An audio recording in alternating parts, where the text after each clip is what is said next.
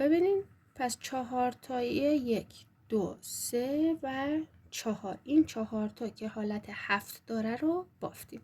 دوباره از گندمی بعد چیکار میکنیم؟ همون بافت راهمون رو ادامه میدیم، یعنی همون 4 تا پایه بلند سادمون رو 1 2 3 و 4.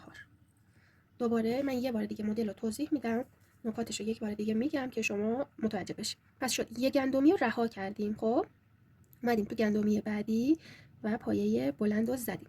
حالا چیکار میکنیم؟ میایم از پشت کار گندمی رو میگیریم، نخ دور قلاب، ببین کار رو برمیگردونیم، نخ دور قلاب و از پشت کار گندمی رو میگیریم و همینجا پایه بلند میبافیم.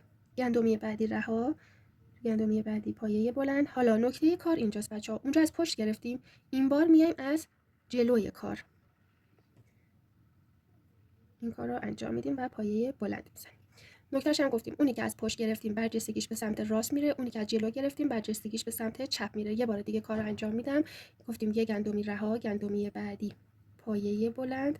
حالا میریم پشت کار، نخ دور قلاب، پشت کار گندمی رو میگیریم و پایه بلند میزنیم. یه گندمی رها، گندمی بعدی این بار از جلو میگیریم. دوباره این هفتیای ما باید 4 بار تکرار بشه که دوباره بعد از این 4 تا هفتی ما چیکار کنیم؟ اون 4 پایه سادمون رو ببافیم. خب الان چند تا داریم؟ این یکی، این 2 تاشو بافتیم. من میبافم تا آخر رج و برمیگردم.